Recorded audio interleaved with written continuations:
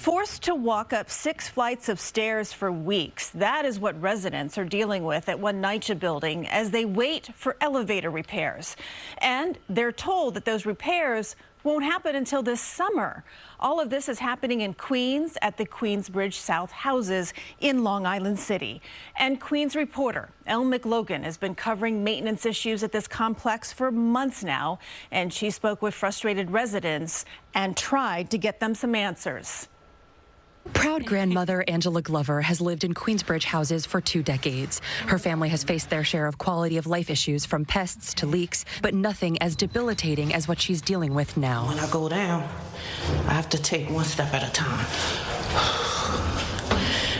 Yeah. On January 13th, her building's elevator stopped running, downed for a planned replacement. Glover has heart and lung issues. She lives on the 6th floor where she now feels trapped. I don't go out really unless I have a doctor's appointment. For how long? Posted signage read, "To be determined." When we pressed for a timeline, NYCHA said a return to service is not expected until the summer of 2025, telling us in part, quote, "NYCHA is using every available tool to invest in and renovate our properties in the face of decades of federal disinvestment."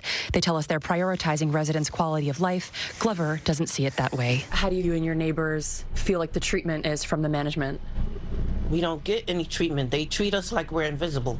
Well, this is symbolic of NYCHA's chaos. Queensborough President Donovan Richards sees a pattern of mismanagement at NYCHA, and he says under President Trump, it might get worse. NYCHA took a big federal hit last time the Trump administration was in office. So we're watching. We know NYCHA has already been severely underfunded for decades.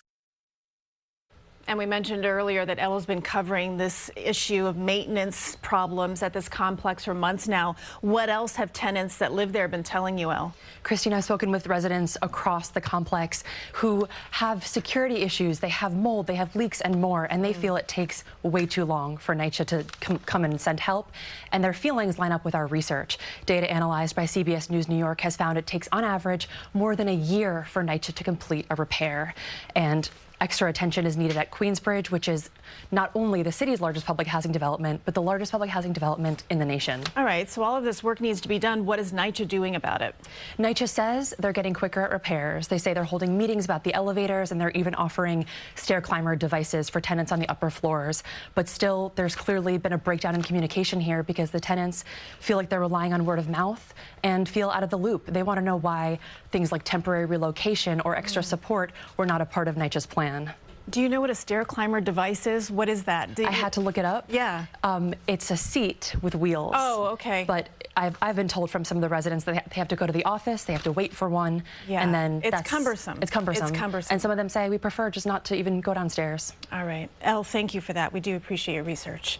Elle lives in Queens and she covers the borough forest. This story came up to us as a tip. So if you have a story idea to share with Elle, scan the QR code there on your screen.